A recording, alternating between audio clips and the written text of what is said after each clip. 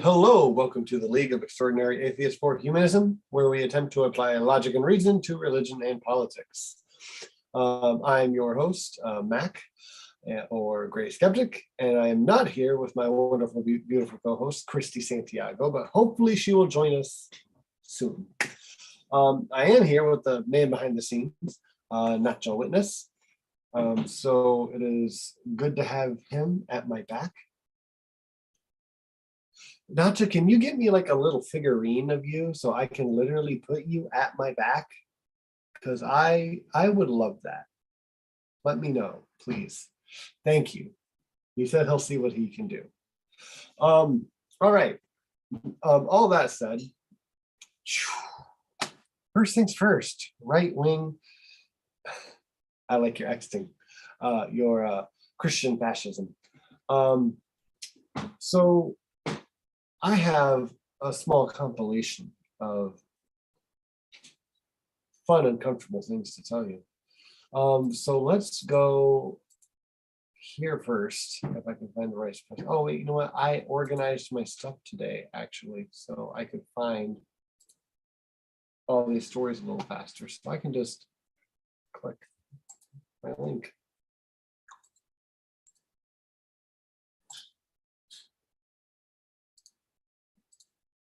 All right. So first things first, if you guys didn't hear about this, I'd be a little surprised. We haven't had a show, in like a month. We've had a lot of things going on. Just all of us each. Christy's had COVID, not just had things going on. My usual busy life is just like, yeah, if we don't have time to do a show right now, I kind of already didn't have time. So we just kind of just put it on hold for the last few weeks. So we did miss a lot of things, but I am going to try to quickly go over them. And luckily for us to talk about, some of this really goes hand in hand, and it's not the fun stuff. So first things first, this is from Newsweek. Representative Marjorie Taylor Greene, who's that? That's the best, has said that being a Christian nationalist is nothing to be ashamed of, and appeared to hit out at critics during remarks during a Texas event. This was a Turning Point USA. It was great. Let me see if I can find the note from there. I cannot. That's fine. She said that, if I remember the quote, "I'm a Christian, but I usually go by Christian nationalist. And that's not a bad word." To where I have to say at least one of those words is actually kind of a bad word. A nationalist, I think, is actually a pretty dirty word because it's quite biased. If you're a nationalist, that just means you're just a nationalist. It's kind of like liking a football team no matter what, even if there's like a Rothenberger on it.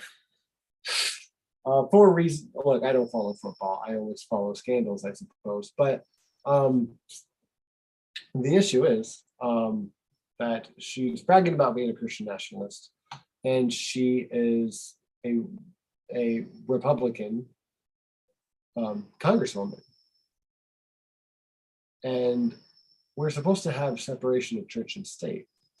And her and Lauren Boebert are both making the argument, Lauren Boebert more succinctly and grotesquely, that this church and this separation of church and state thing has got to go. It's stupid. It's against our Constitution. And what was the quote? Politicians should have to answer to the church. which is a scary thing because seeing all the sound bites we have from her, I mean, we would hope it's not her church, but that's exactly what she means. Scrolling on down, back to Newsweek. In July, Green told Turning Point USA event that the Republican Party should be Christian nationalists, and she defended those remarks in Dallas as she addressed accusations that she had made remarks similar to the Nazi dictator Adolf Hitler. And we can go into that, but we won't. I take that very seriously, Green said. Ever since I've become a member of Congress, I've been the most attacked member of Congress in the United States history, and I'm appalled by it. I don't know if that's true, and I don't think she can know that's true. I don't think she, one, knows enough about US history. Two, there really have been a lot of members of Congress in the US history. I can't remember which US Congress we're on right now, but it's in like, we're well over 100. It's a lot of people to compare yourself to. I would love to know if that's true. So if anyone knows in the comments, go ahead and just correct me. That'd be great. She said that she and her family were also fed up with her treatment and said the media have lied about her. But when I said I am a Christian nationalist, I have nothing to be ashamed of because that's what most Americans are. The Congresswoman went on, which is verifiably just not true. There are the country is majority Christian, right? If you include Catholics, but by no excuse me, by no means is most of the country Christian nationalist. That's, I think, she would have a very hard time proving that as a fact. It's seeing just what percentage of the country is even Republican, saying that's the party that should be Christian nationalist. I mean, remember, there's like there's a huge amount of the country that is not aligned with the Republican or Democratic Party. They're independent, and that swings both ways.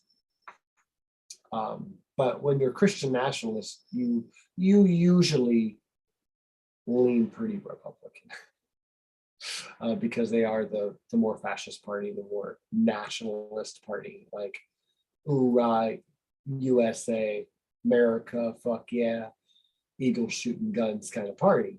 And that's what you see when you see some of their propaganda. And that is just the stereotype of a Republican normal. Excuse me. She said, so I don't back down from those comments, but I denounce the lying media for what they've said, which is whatever. Yeah, it just, this article just has more about how she says that she's a Christian nationalist and then fighting with people about whether or not that's a good label. The issue is, like, we do have a separation of church and state. Excuse me.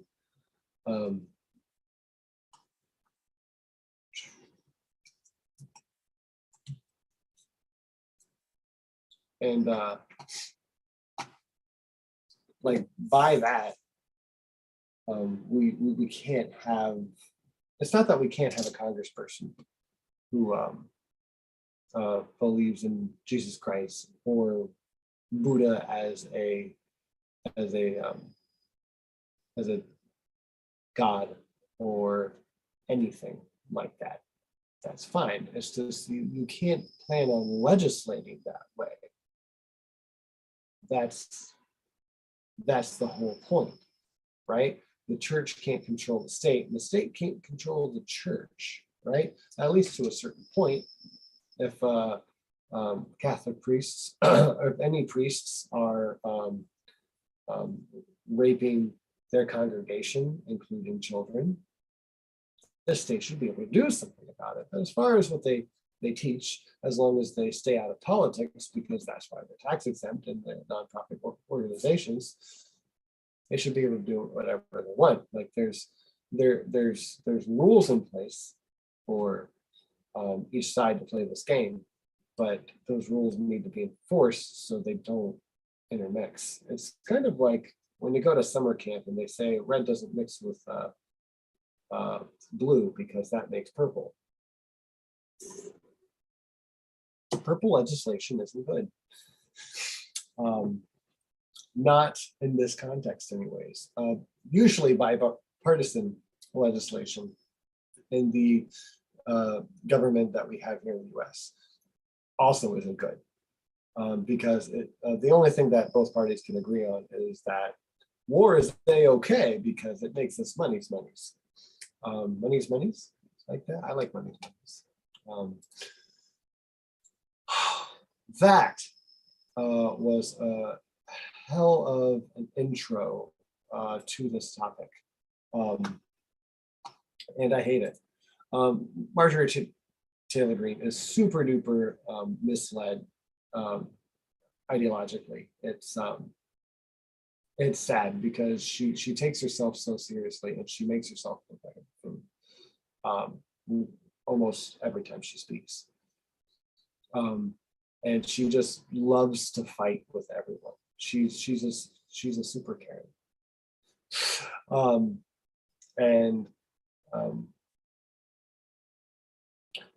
I think I've heard the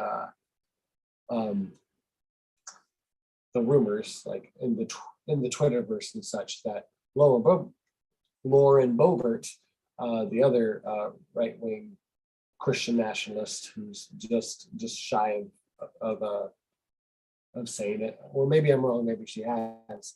They don't even like each other. Like they agree on like just about everything. They just don't like how the other one acts. Narcissistic sociopaths rarely like each other. I'm not saying they are that, but they rarely get along with each other. Excuse me. I did keep a quote from Marjorie Taylor Greene that was not in the Newsweek article. This was something she tweeted on July 25th this year. I am being attacked by the godless left because all of the left is godless. Let's just bunch everyone in a bunch. Because I said I'm a proud Christian nationalist. These evil people are even calling me a Nazi because I shouldn't have said the N-word. I apologize, Nacho. We're never going to get monetized. Because I proudly love my country and my God. The left has shown us exactly who they are. They hate America, they hate God, they hate us. I hate that people want to have conversations like this, but I do have compassion for someone who is, again, as misled as Marjorie Taylor Greene is. Like, again, she's one of those Republicans that, and I will walk back my statements here in just a moment. So watch me backtrack for a funny reason. She's one of those who say that this IRA bill that just got passed, excuse me, which I will be covering towards the end of the show. So I don't bore you at first.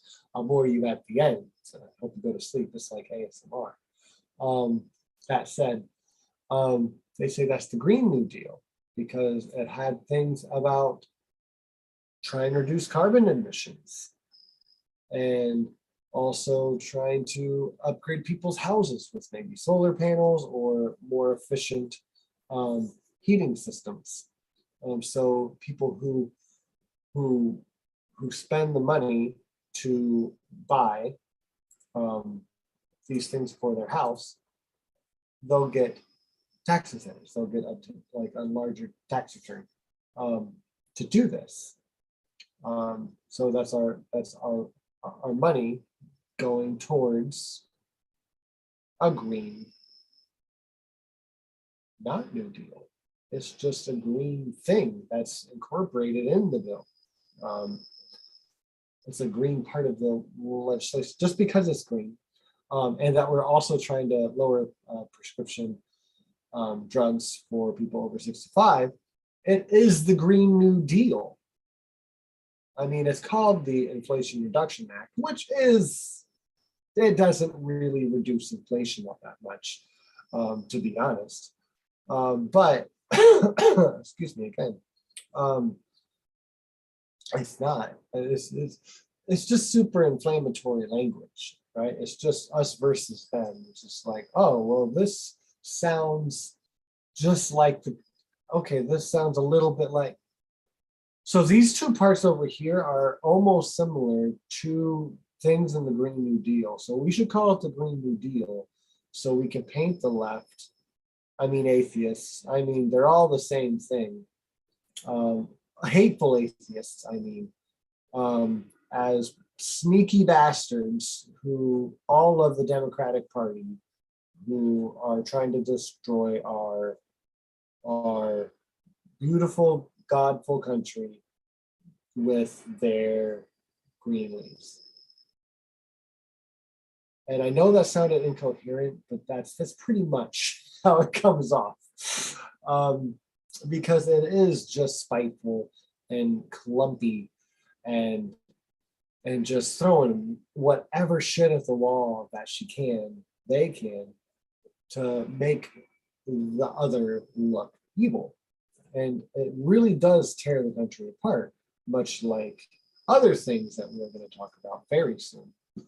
So I thought that tweet was awesome because it is just her in a nutshell. I'll go ahead and read the whole thing unbroken by me commenting on it. I am being attacked by the godless left because I said I'm a proud Christian nationalist. These evil people are even calling me that because I proudly love my country and my God. The left has shown us exactly who they are. They hate America. They hate God. They hate us. Absolutely just othering everyone who disagrees with her. It's not even just the left. Anyone who's to the left of her. Because I do need to say it. The Democratic Party, if you go by the political compass, which is a really good standard to go by when we're talking about politics, isn't left. It's still right. It's just left for the US. It's like more left than right. And by being wrong about that alone, just others so many more people. Because she's talking about the Democratic Party. And she either doesn't understand, this is where I backtrack, because I say she's misled. If she is not misled, then she is misleading. She is a liar. Because I don't understand how someone who has so much access to information and has an in Washington, D.C., and is around these people all the time. Like, I don't understand how she keeps her tinfoil hat on so often. You have to assume that she takes it off sometimes, and she knows that she's being facetious. Otherwise, you have to assume that she's more than just a little misled. She's dumb, I think, just to be as venomous as she seems to be with everyone who disagrees with her. And this whole story isn't just about her. So let's continue here, because another issue that we're having here is, well, Trump tried to steal an election a little while back. I'm not sure if any of you heard about that. If you didn't, go ahead and look it up. Something about the 6th of January. That said, FBI has been um, trying to look into that for a while, and they finally got a warrant to search his house. And this is after, back in June, they actually met Trump's lawyers, I believe, at Mar-a-Lago, at his Mar-a-Lago estate. And they said, hey, you have documents with classified markings on them. We're going to need those back because Trump took those from the White House. We don't know why. Maybe he rushed out with them. Not saying I say that, but that's the chatter. And excuse me again. Trump said, because he walked in during the meeting, yeah, sure, we'll give you those back. So he gives those back. I mean, he gives some of those back, and not all of them. And there's even surveillance, I believe, after the FBI meeting at Mar-a-Lago. They move more files to his safe, which is super incriminating for him, whether or not he did it before or after, because at least one of his lawyers signed off to the FBI that they had no more documents from the White House with any classified markings whatsoever. They have all been turned over. So either that lawyer was lying, or he was misled. Still not good for the lawyer, either way, because they did do that raid. They did recover files with classified markings, and they released the warrant about a week ago in public, to the public. Merrick Garland did. And excuse me, they just released the affidavit with redacted pieces, so it doesn't show the multiple rats in his inner circle who are reporting to the FBI, but it shows that they knew that they had more documents with not just classified markings, but like top, like need to know only top high level classification markings, which actually need to be in a bunker to be viewed and can't leave the room of the White House ever. So it's really incriminating for the president, or the former president, and his inner circle. Even I always want to call him Senator Kelly because he looks like Senator Kelly from X-Men, and I think that's really funny. I mean, the one from Georgia. Do you remember who I'm talking about? I did this last week too. Senator Lindsey Graham. Lindsey Graham is also being, I think, probed by the FBI, as well as Rudy Giuliani.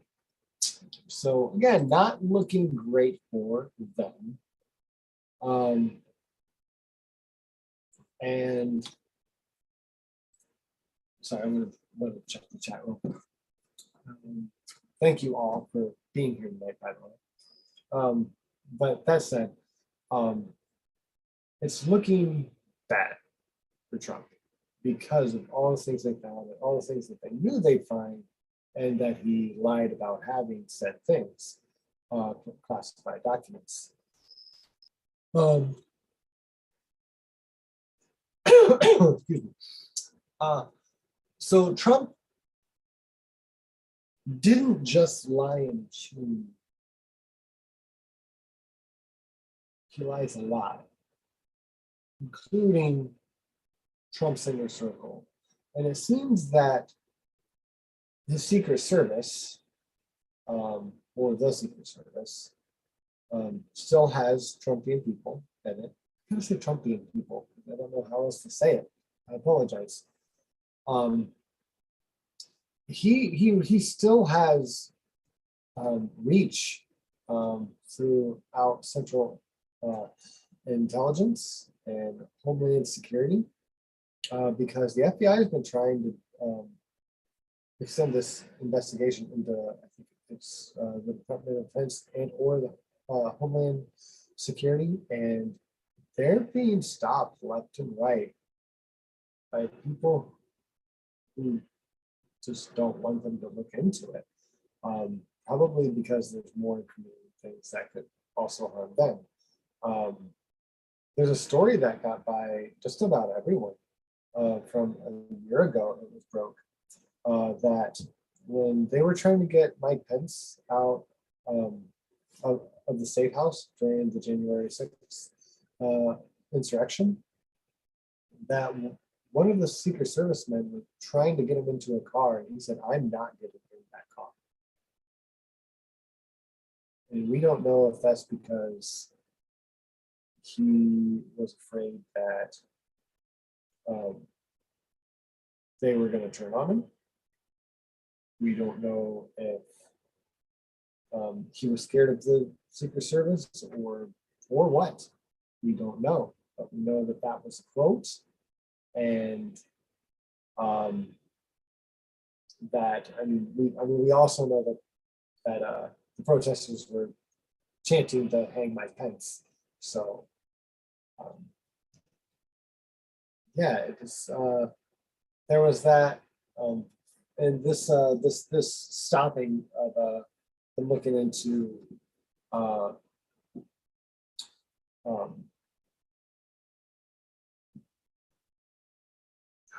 Homeland Security was in 2021 still, and they also, I forget who it was, they just caught someone in a lie during the January 6th hearings that one of the people, they want him to recuse himself now. I'm sorry that I can't really remember the name, but in May, he admitted to knowing previously that these text messages from Trump's phone had been being deleted, and he didn't let that be known to the FBI. So they're hiding that they're deleting information, along with we don't know what else. But we do know that Trump, and maybe his lawyers, were lying about having classified documents, and that he also didn't pack to leave the White House until 1 week before he had to get the fuck out. And then they were just throwing shit in boxes left and right in a panic and in a frenzy, because he wasn't planning on going anywhere. He really was thinking that he was going to stay around. So he didn't even pack to leave. Not just nationalism, it's fascism. We don't want a dictator Trump, but not only do we not want a dictator Trump, we just don't want a dictator. I don't want anyone from the Republican Party that the Republican Party face that we know of right now. This one that's trying to morph into a Christian nationalist authoritarian party. Liz Cheney just lost her seat in Wyoming to someone more Trumpian than herself. That may come to a shock to even a few of our viewers. I don't know. Excuse me. Because Liz Cheney has been speaking up about Trump for quite a while now. But I still say more Trumpian than herself, because even though she has vowed, along with her war criminal of a father, Dick Cheney, to stop Trump at all costs from getting back into the White House again in 2024, many Democrats are really happy about this news. And they're showing support towards the idea that maybe they could vote for Liz Cheney for president. Right? I mean, like Joe Biden's really not doing great. Maybe she could run as a Democrat, right? Or maybe there's a lot of independents that are like, oh yeah, Liz Cheney. Yeah, she says Trump's crazy. She's a Republican. And I can get on board with that. So a lot of swing voters could swing her way if she runs even as a Republican or as an independent. So what she's saying is that no matter the cost, she's going to keep Trump from taking over that White House again. And that's leading a lot of people to believe maybe she'll even run if she loses the Republican primary. I doubt she'd run as a Democrat, but a lot of people are saying maybe she would run as an independent. And polls are showing that maybe she could pull like 11% of the vote. And that would mostly hurt Joe Biden, actually, because Trump supporters are Trump supporters. And there's just such a large faction of the Republican Party that is just like, fuck, I mean, I hate Trump, but I gotta vote with the Republican Party. They're party loyalists. And we have that on the Democratic Party side too. I can think of a lot of like what we would consider maybe left-wing Democrats that are like pretty mainstream, like Seth Meyers or Stephen Colbert, being like, oh, I mean, Liz Cheney was a Republican for most of her life, but she's seen the light and she really hates Trump. And look, we got to vote blue no matter who. In case that's the case, at some point in time, I would like to remind everyone that Liz Cheney, though she vehemently hates Donald Trump and thinks that politics should be taken more seriously and more professionally, she voted with Donald Trump 93% of the time during his term in office. Someone just beat her in Wyoming, who's more Trumpian than some. We don't want this Cheney. She wears a mask. Trump just wears a scary own face. And people are just missing the trees for the forest.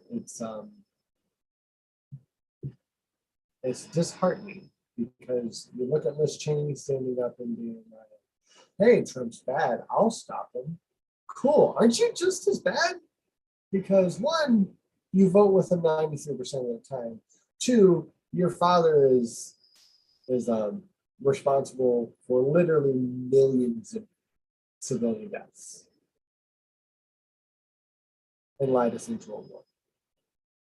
So, aren't you like human garbage?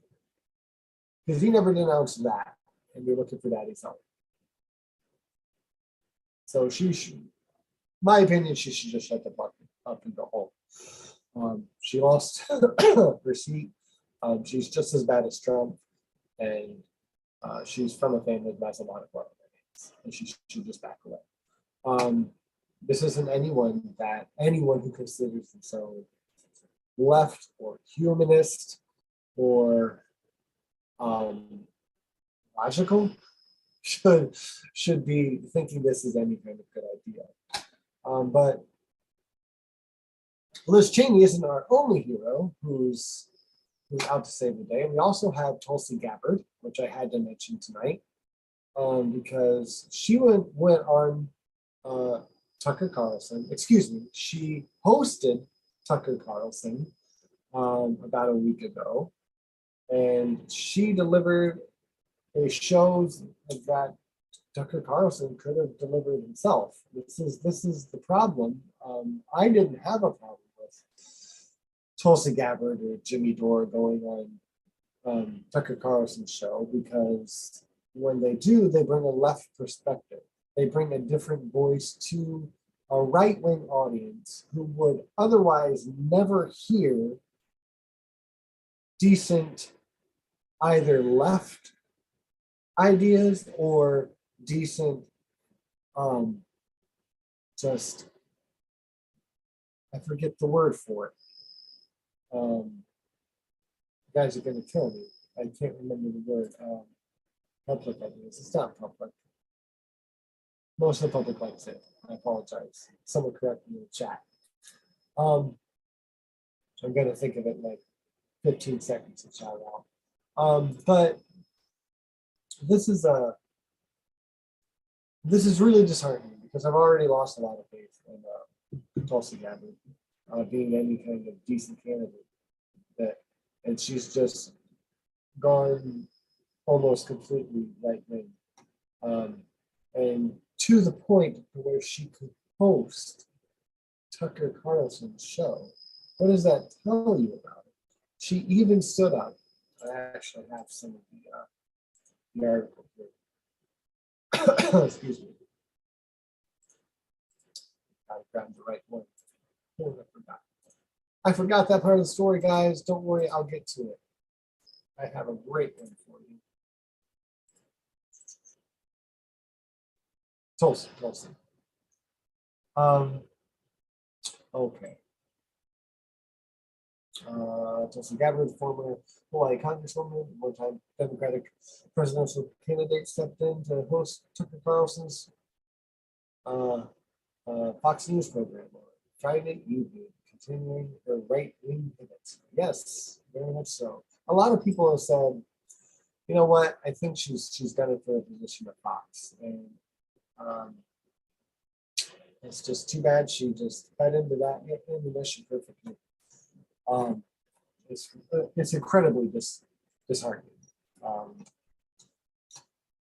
But no matter what your views on Donald Trump, she began, there is no denying that the unprecedented raid on his Palm Beach home earlier this week has set our country on a dangerous new course, and there's no turning back.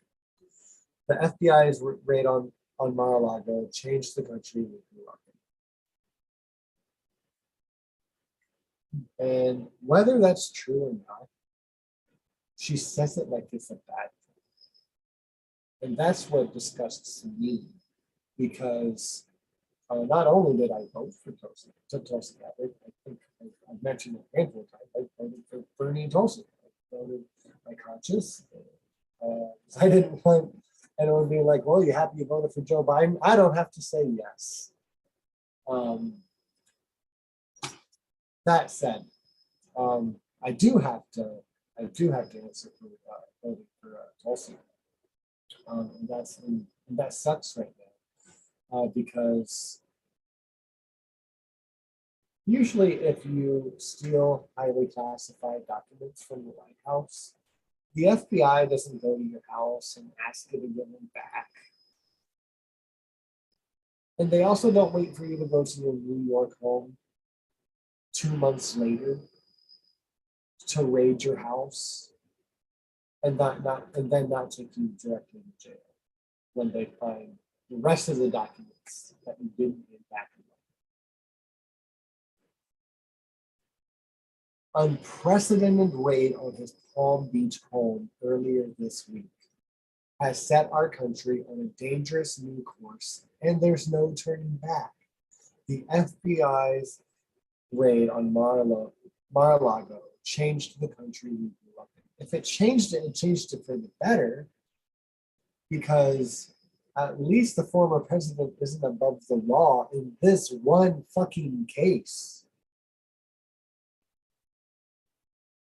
We're supposed to have equal treatment under the law.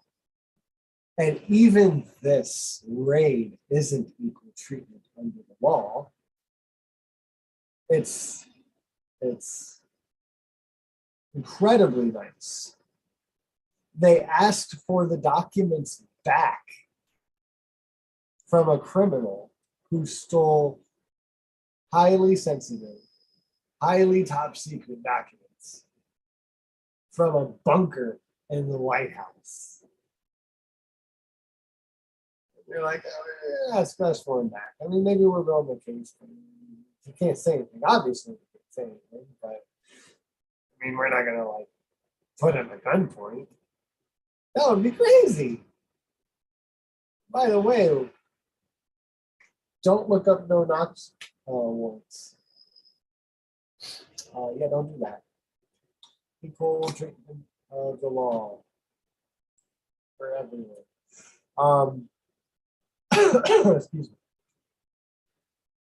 She went on to criticize a lot of what Biden's doing, and I don't even give a shit about it. It was just that part of it was sad. I do have some silver linings for you all, though. So thank you for watching longer than 13 minutes. So I do have a few great things here. One, when Marjorie Taylor Greene posted that sweet evil people from the left tweet, David Weissman said down in the comments, he's got a blue check mark. I don't care about that. I just like this comment. I love God and America, but I'm Jewish, and forcing your Christian ideology,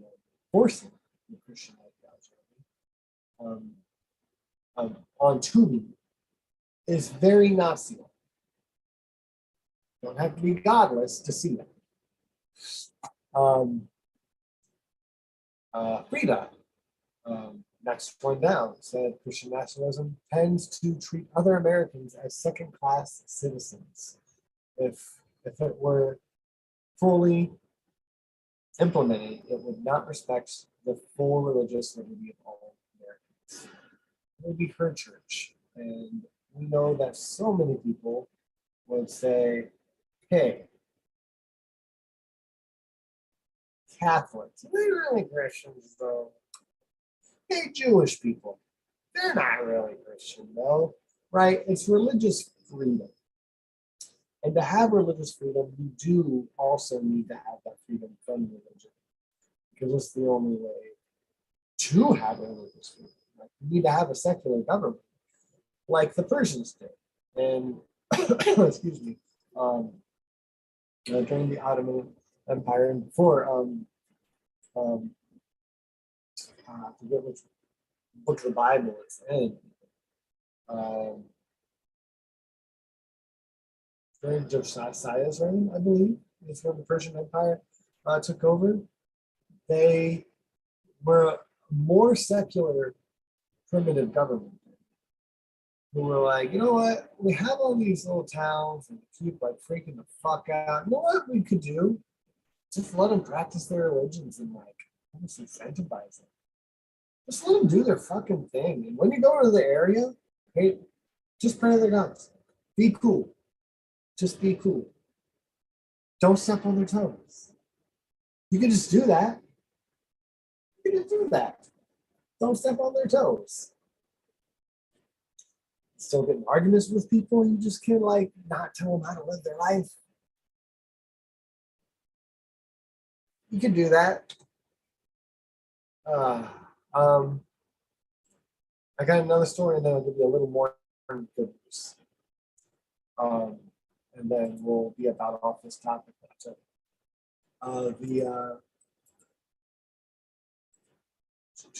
Find first. Here it is. This is from LGBTQNation.com. Scott asks, if you guys haven't heard this story, I'm sorry you haven't. It's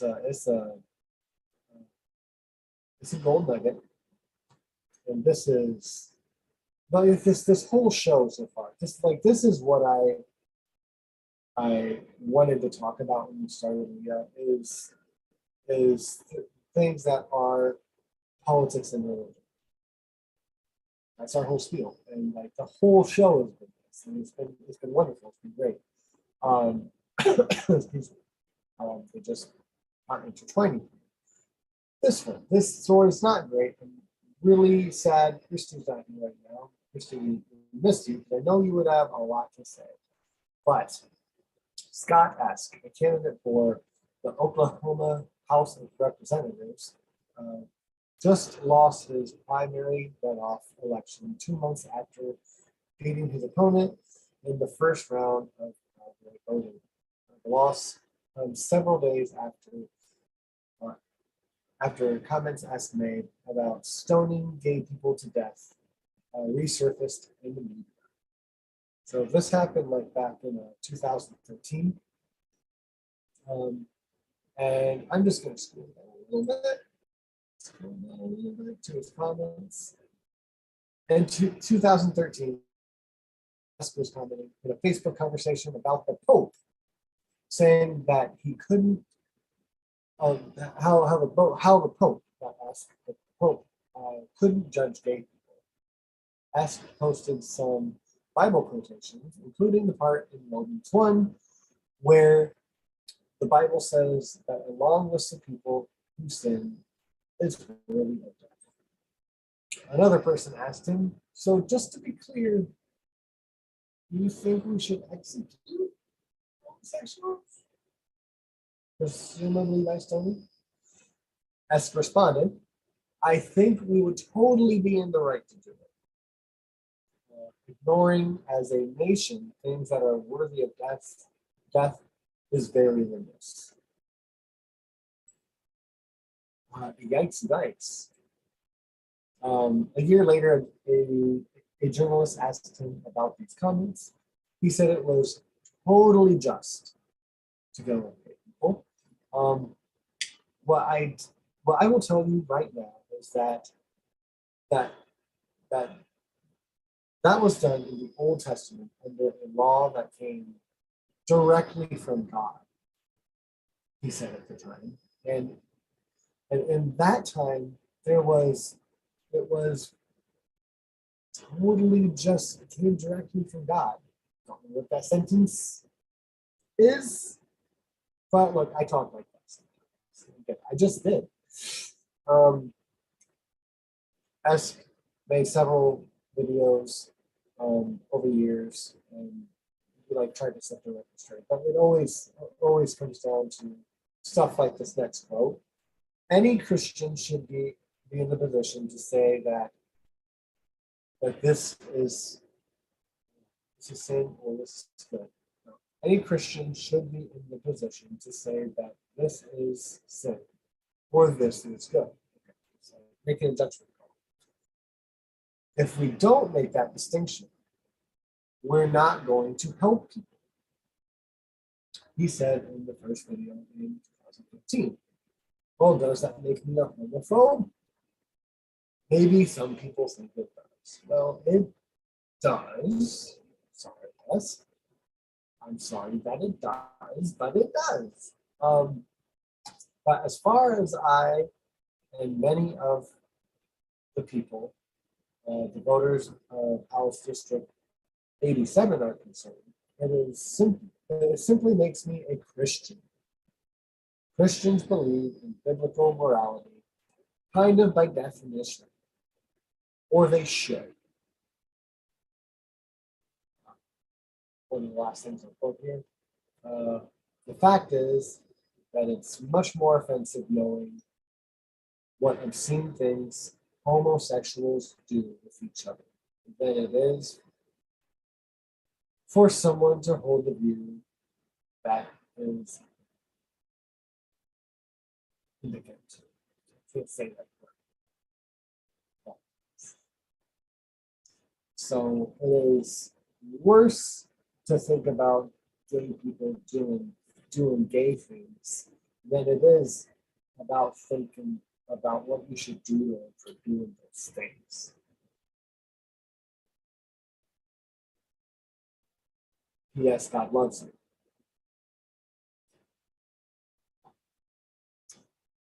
Put that drink so you can get it for a second, if you can. So that's, yes, maybe. Yeah, biblical morality is kind of shitty. For how many reasons? Let's not count them all at once. There's so much to be said. But instead of going deeper into that topic, because I've already been in this whole topic for like an hour, and I hope you've had as much fun as I. And I hope you've had more fun than I have. But I will leave you with this extra little gold. This one is actually a little encouraging. So, oops. Save the piece. It's 5. Thank you for being so patient.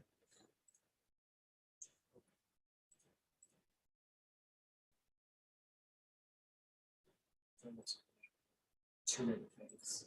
Sorry, there's a gnat attacking me.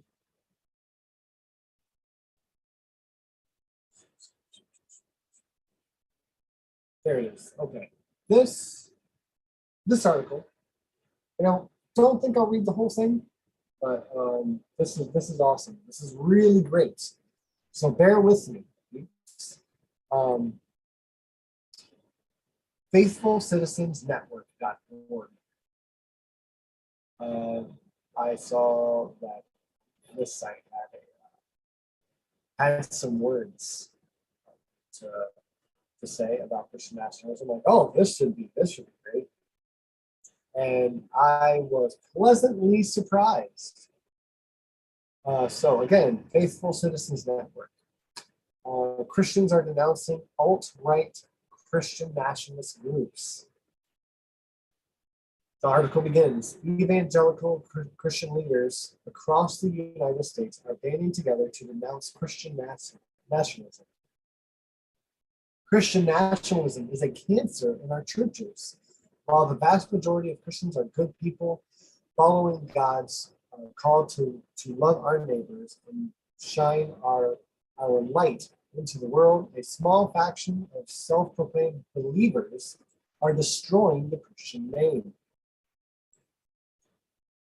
As Christians living to serve, it's our duty to learn how to identify and deny these false prophets who claim to speak for God for their own earthly political gain, so we might protect ourselves and the Christian community from their evil influence.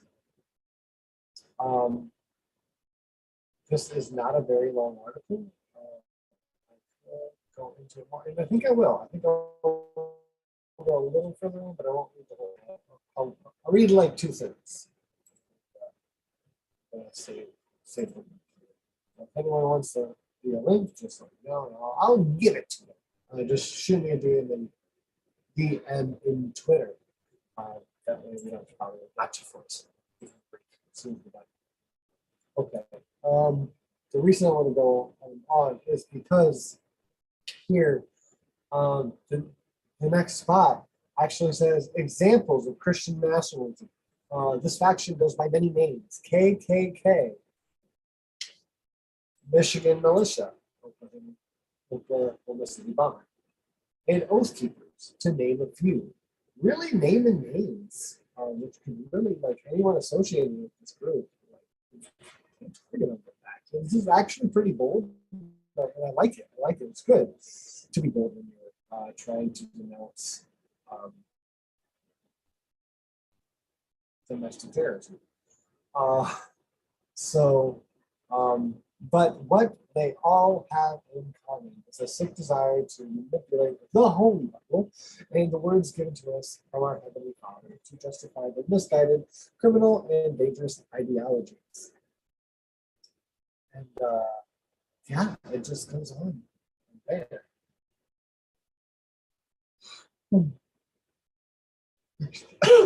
Excuse me. This is really great, and I encourage our atheist group here, atheist watchers, and our non-atheist watching. If there's a humanist watching, check this link out. So I'll go ahead and throw it. Live chat.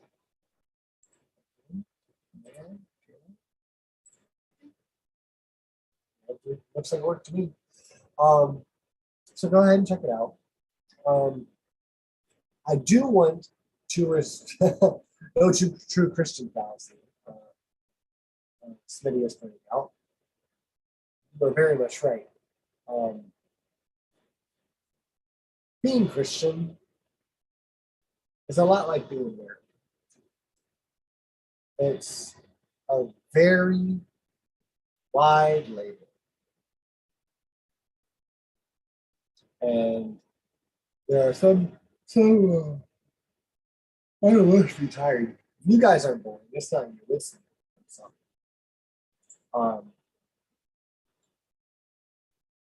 it's a wide label. And I think that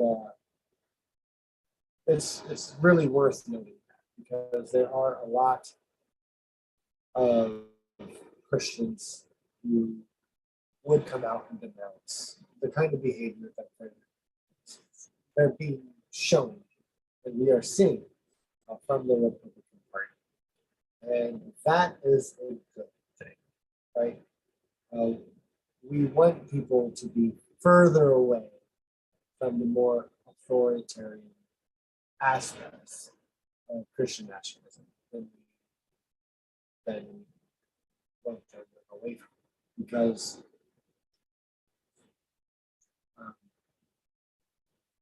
some people never be swayed, right?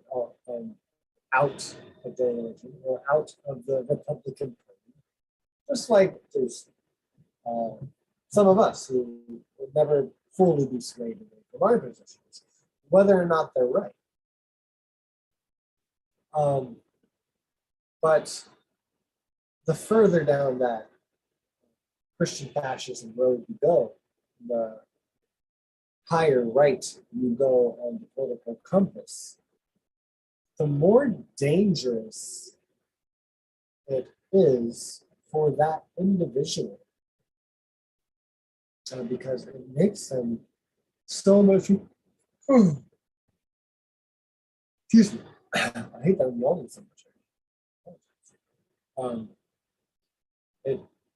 It puts them at a physical harm risk, because they really amp you up for a new civil war. They really amp you up to maybe overthrow the government. They really amp you up to look at everyone to your left. Which, when you're really high right on the political spectrum, it's damn near everyone. Anyone who's so remember that liberalism, or more like communism, is the opposite fashion, right? Less authoritarian rule, less dictatorship. It's anarchy. Liberalism, more free. There's no one really in charge of it. And that's that.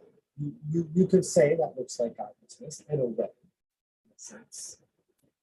And it's just left and down is the worst. And so when you're at that top, you feel like you're doing the nation a service by one team wanting to jump into a civil war, fighting for what you believe in a physical way.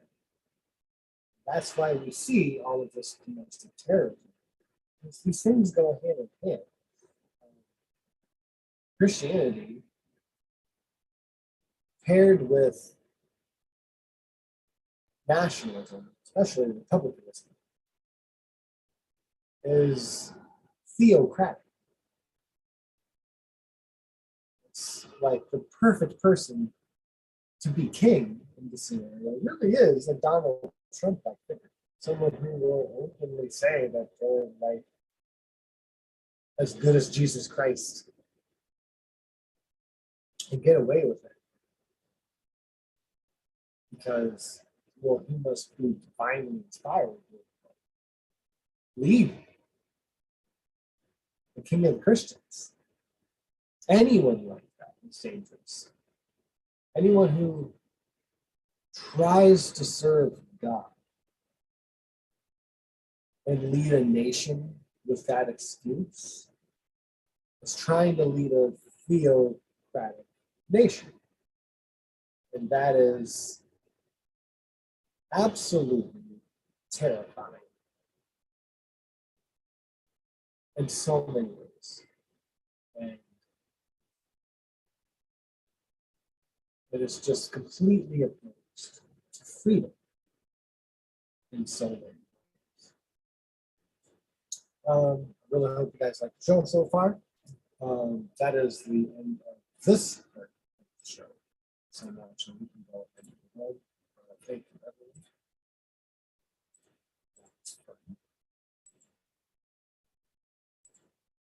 Build that wall between church and state. Okay. Next up, we have the IRA.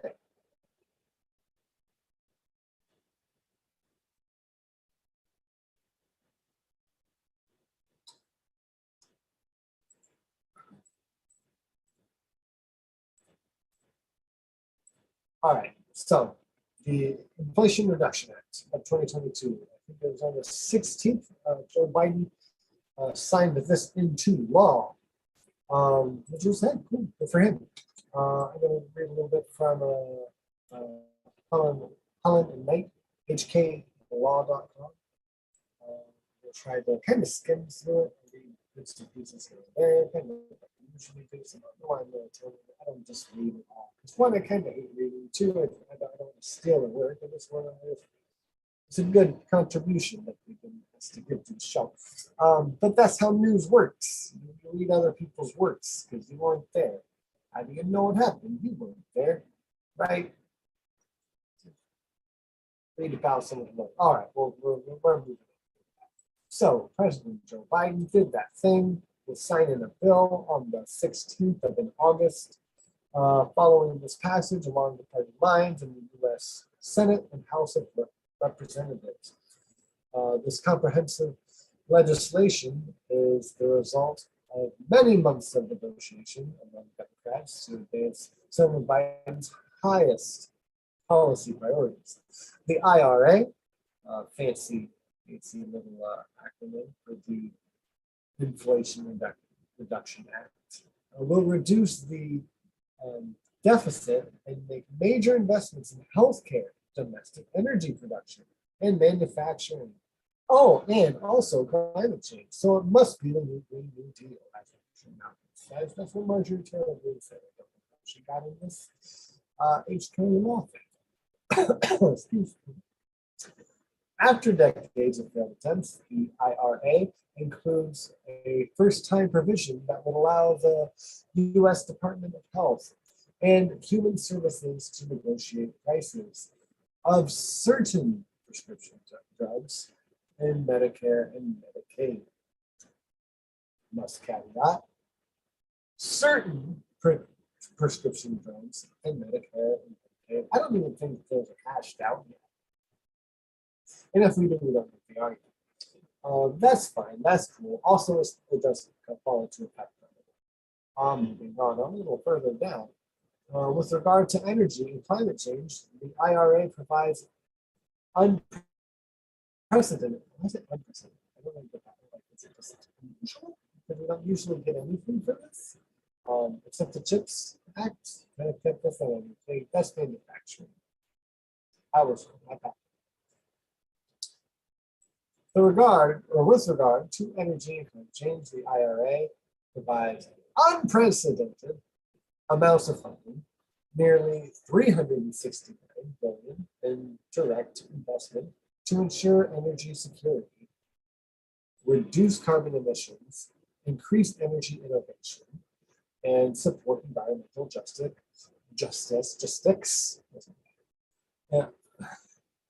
objectives with direct support for underserved communities, which is great.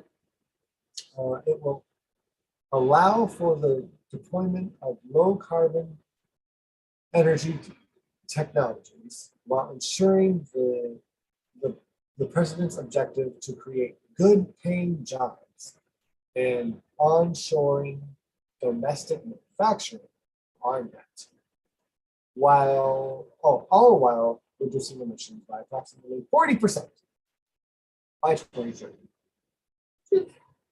A more reasonable goal than we thought Joe Biden would fucking have. So, hey, a little too late. Average Joe's actually bare minimum Joe, but you gotta do that, Joe. Go, Joe! For the first time, this legislation not only creates a 10-year runway for many energy tax incentives, it also fundamentally revises the tax code to create a technology-neutral approach to incentivize the deployment of low-carbon technologies. Finally, there are a number of provisions included to support conventional energy development in the United States. So, okay, I'll read this one. The IRA raises revenue with a few but significant changes to the tax code.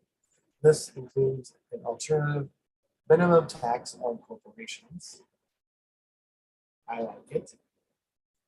And an excess tax on stock buybacks. That's not excise, that's not exercise, that's excess. And reinstating the Superfund tax on petroleum and oil, which is good, and increasing funding to the Internal Revenue Service. Unlike previous iterations of the bill, the IRA does not contain sweeping tax provisions aimed at increasing taxes. So they wanted to tax more richest people, and it didn't work out as much as they wanted. I think those taxes that they are raising on corporations and the taxes on stock buybacks are not as high as Bernie Sanders. Bernie Sanders were right, but that doesn't matter because we got something. And this is really a hit for a lot of the left, especially those who go out and protest and fight and piss off other politicians on purpose to get them to see people fucking care about the climate.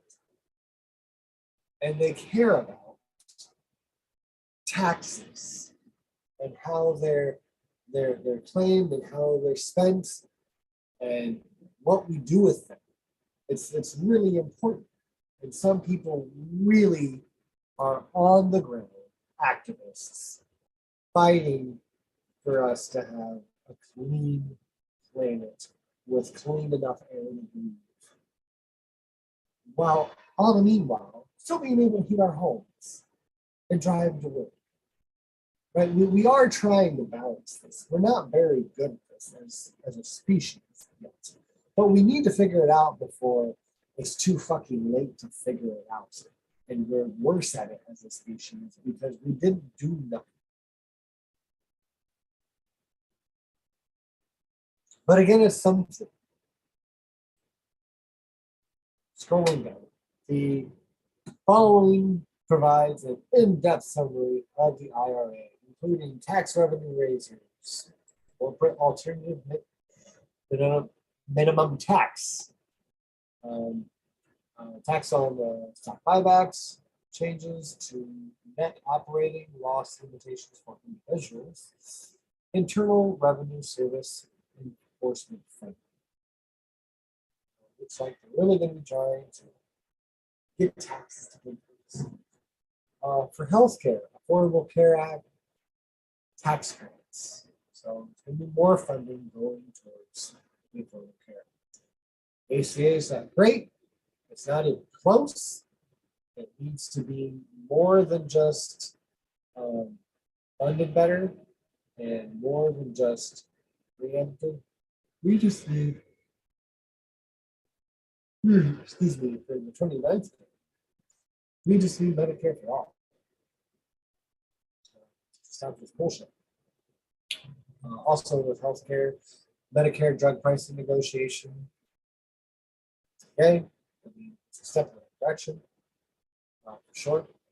Inflation rebates, also good. Didn't see us sneaking something like that in. Part D benefit changes and other notable health conditions, etc. For energy and tax, climate tax incentives, energy generation, energy manufacturing, carbon sections. Wow, can't say that word. Sorry. Clean fuels, clean vehicles, energy efficiency, and superfund. So all these things are focuses once you go. And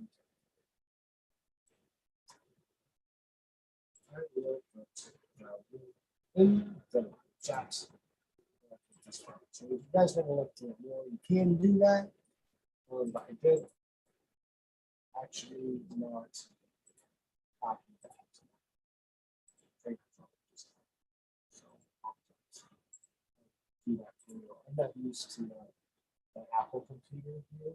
It's an older Apple computer. I'm not that cool. There you go. Another link. You can have it. It's right here. It's right there. So things to say about the bill. Again, it is not the Green New Deal. If it was, we'd be happy right now. Excuse me. Look at the like. I wish that people further right, on the far right, would just like look at some lefty news content every now and then and see how unhappy we are with the current administration and with the current Congress and with the current court, and just stop saying that we're like eating it all up and Biden's like hunky-dory with everything we want to do, and just see that we're not happy either, and like maybe figure out a different explanation for all the fucking problems in the world, because it's not the left. What's really fucking funny is that I see people on the left, and I see Democrats saying, why are you guys fucking complaining? Like, you guys got what you want and what you did. And two, they think that we're destroying the country when we're really the ones, like we're the only camp, this like leftist humanist kind of camp, that I assume that I speak for on the tiniest of scales.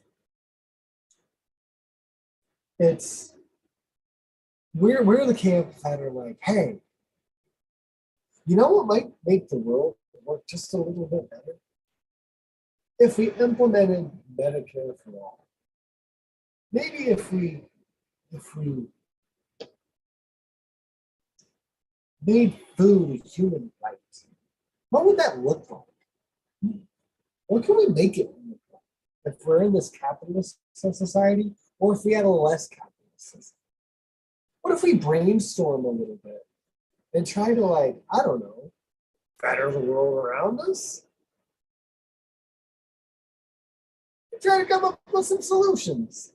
And the right's like, no, our one true solution is our one true God. And we're sitting here like, cool. Can we ask him for help? Oh, we've been doing that.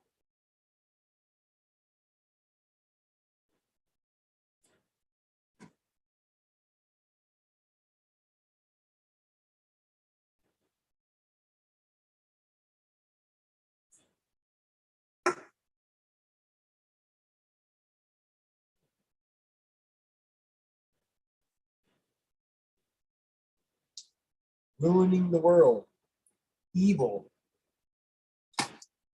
godless, yes. And thank God for that.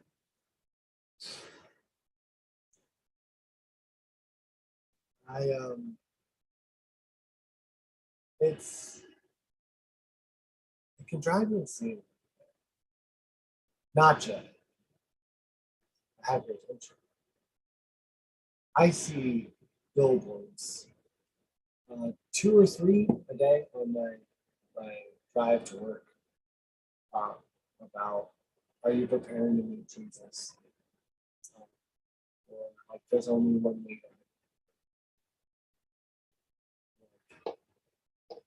Yeah, and also the pray to end abortion side. Like, yeah, just do that. Cool, do that all you want, please. Do that extra. I'll help. I'll meet you somewhere. I'll pay for it with you.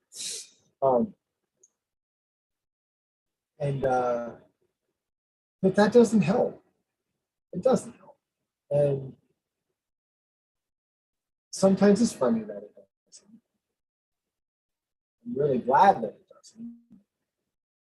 Also, it's just like that's some people's solutions. So much that they'll put it on a building. Like, who is that helping? And I said Nacho because you live down there. Signs can't survive. No, you don't see it like I do. Right? You're not in that Bible about it. And I realize I'm not talking to many people. You are listening every now. Probably like 4 times. No, I just think it's sad, my predicament. People who will just pray to end their problems, scoff at people, and try to come up with solutions. And I say that because that's the thing that I do. I listen to a lot of news and a little less recently. I haven't had the show to do, and also because I've been diving more into ancient religions, which is really cool, and I want to share with you guys sometime.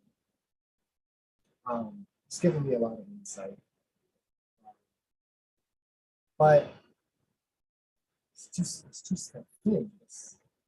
I listen to all this and I'm just like, how would that have worked in this society? Oh, that sounds like a lot like ours. How'd they live like that? How do we live like this? Why don't we change it? How can we change it?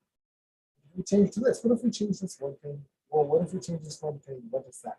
What else has to change to make it work? And that's what I think about most of the time when I'm like not doing my family stuff or my small business stuff. Sometimes that's where I go to. It's just like, how do we make it work? And it doesn't sound very like we're like getting deep thinking about these ideas about like care for all these people are going to try to like, we need administrators. Just change who they're fucking working for. It's one solution. Back from these corporations, you just pay off the corporations. Also, you can pass around at the same time a wealth cap. And you don't pay them too much. But it's nationalized now. So you hold on to a business that will die, or you can sell it for as much as you can have as a wealthy person. Well, 2 birds, 1 stone. Maybe that sounds evil, but I'm thinking a little bit utilitarian. Take someone's monopoly and make it work for a civilization's well-being, health. Let's call it socialism. Now, we have something about it. Let's call it socialism. That idea is now evil, bad. We can't use it. It is associated with a scary word. And by a godless person who can't know morality. It's demeaning. And it's regressive.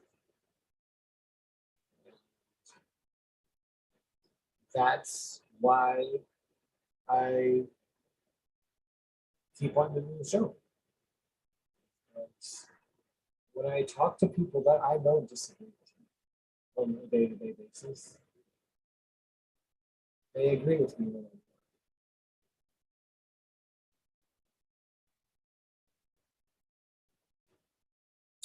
That's not regressive. It's a good feeling. It's hope. And try to share my little ideas and caveats with you people, so you can have good conversations too, and feel like things that you believe may be justified, and if we share these same ideas in religion and politics, then we can talk to people about it. And those make small changes. I mean, my parents voted for Trump.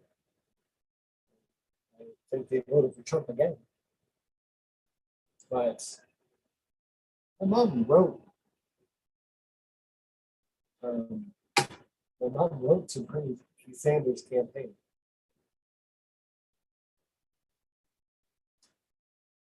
Like, the whole political system over here is doing something wrong. But these ideas on the left that I thought were crazy 4 years ago, 3 years ago, they're really the only ones that are like more than half baked. It's incredibly fascinating to me. And when you spend a little time just listening to the news and trying to think of ways to fix just the U.S. political system, economic system, you pitch it to someone, they're like, yeah, man, it's a great idea. Just don't say socialism for a while. See how much they agree with you. Just see this thing on their face, they're like, what? Hold on. They're not going to freak out. You just tricked me. It's interesting. Sharing good ideas and then telling them what the label is. Anyways, I hope this was a good hour and a half of listening to Great Skeptic's voice. We love you guys. Thank you for joining us. We hope to see you again in a fortnight. Not sure if you can turn this thing off. Everyone, please stay humanist.